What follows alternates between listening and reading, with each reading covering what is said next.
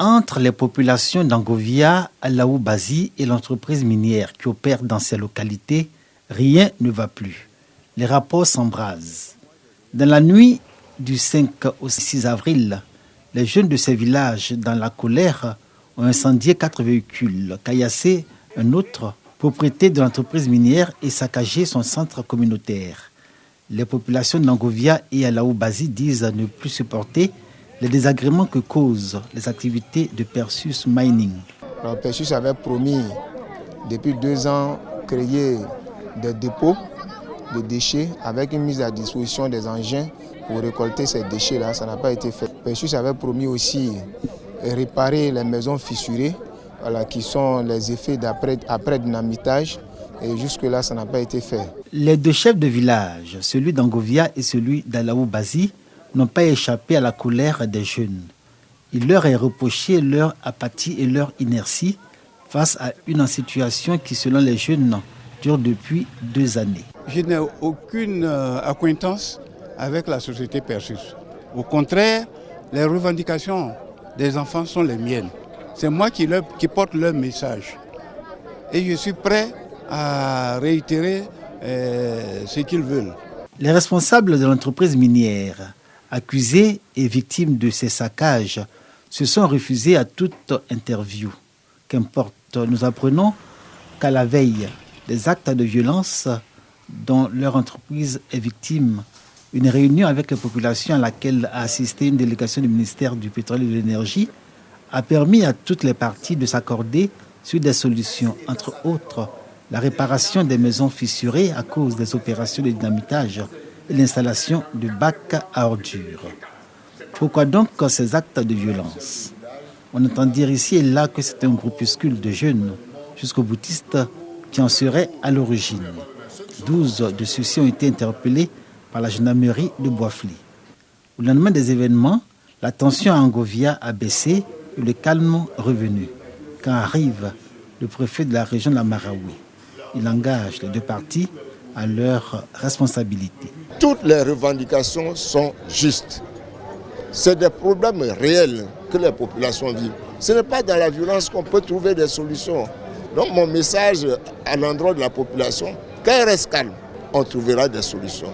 À l'endroit de Perseus aussi, je voudrais demander qu'ils accélèrent le processus de dédommagement pour les maisons fissurées et puis la réalisation du bac à ordures, qui est un engagement qu'ils ont pris. L'établissement de Perseus Mining dans cette partie yaouré de la région de Boisfly est porteuse d'espoir. Les populations des villages impactés par l'activité de production de l'or, selon le code minier, y entrevoient des retombées en termes d'infrastructures pour leur progrès et leur bien-être. Ce que demandent les populations, c'est que l'opérateur minier respecte ses engagements.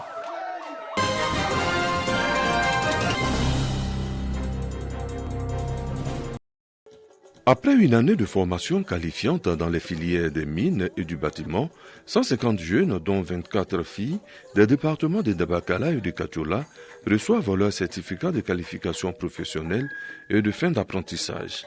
Un enseignement gratuit alterné avec 25% de phases théoriques et 75% de phases pratiques en électricité, bâtiment, chaudronnerie, soudure, plomberie, maçonnerie et menuiserie. Il s'agit du projet Employabilité et Entrepreneuriat Lafigué, un programme initié par le ministère de l'Enseignement technique, de la formation professionnelle et de l'apprentissage dans le cadre de l'école de la deuxième chance.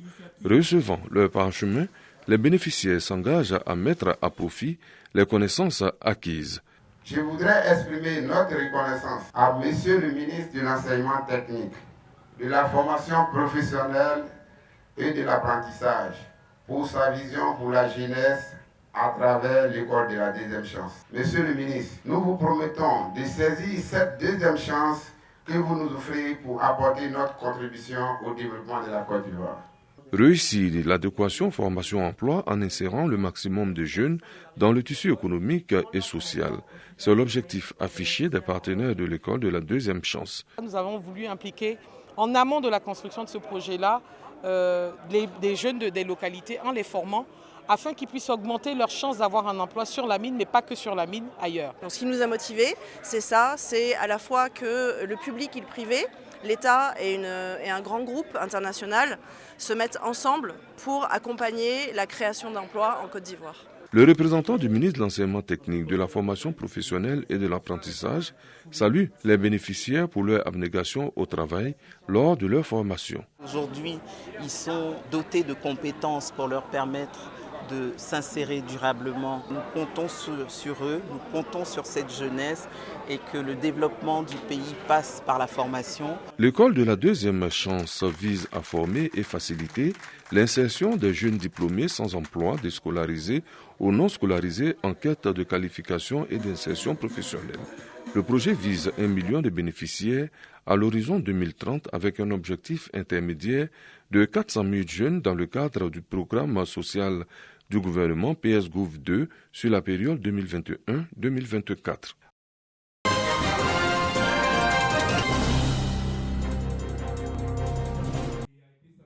Motiver davantage la jeunesse à prendre au sérieux les études. Tel est l'objectif majeur du projet Soukloutikba, l'école est bon en ethnie baouli. Une initiative de la fondation Fakoudé Aliekoufi pour le développement. À Béomi, commune de la région de Béké, le projet a été officiellement lancé en présence des autorités locales. Occasion pour les initiateurs de récompenser les élèves premiers de classe. Notre cible, ce sont les élèves qu'on doit primer, qu'on doit célébrer en fin d'année et surtout après la fin des examens à grand tirage. Le point final, c'est la récompense et le suivi des meilleurs élèves pour que ceux-là soient des modèles et des éléments motivateurs pour leurs petits frères, petits soeurs qui sont derrière. Les autorités administratives et éducatives de Béomi ont encouragé l'initiative qui contribue à la bonne marche de l'école dans la localité. La fondation Fakoudé est la bienvenue. Elle est la bienvenue parce qu'elle vient nous accompagner, elle vient nous appuyer justement dans cette promotion de l'excellence au niveau de l'école.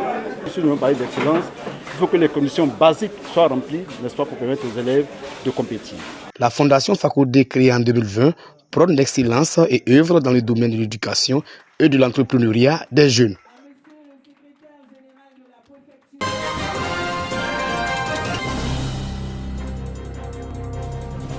Mosquée centrale de Touba, région du Bafing.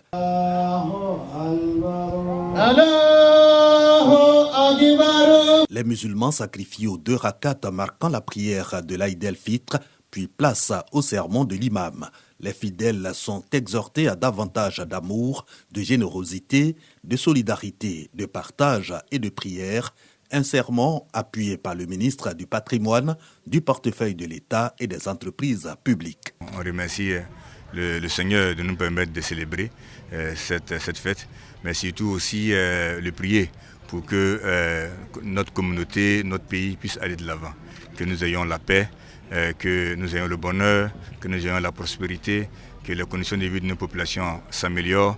Et également aussi prier pour le président de la République, le président Alassane Ouattara. Objectif, retombée du Ramadan pour le musulman et pour la Côte d'Ivoire, la paix et le développement.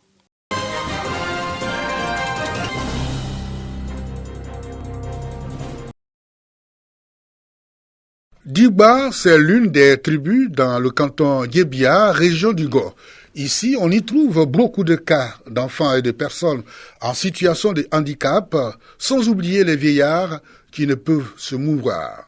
Les difficultés de cette frange de la population de la dite tribu, composée de 3 villages, à savoir Daopa, Ourepa et Maïnadopa, préoccupent aussi les bonnes volontés et les nantis victimes de cette situation à l'image de l'artiste chanteur Dios Kezo et son ONG Stop Polio International, qui marque leur soutien et leur solidarité à l'égard des personnes handicapées physiques de la tribu Digba. Des dons de matériel orthopédique et de vivres au profit des personnes victimes de la polio vivant dans ces 3 villages. La remise de ces dons, une occasion pour l'artiste chanteur et son ONG de sensibiliser les mamans sur l'importance des consultations prénatales et la vaccination des enfants.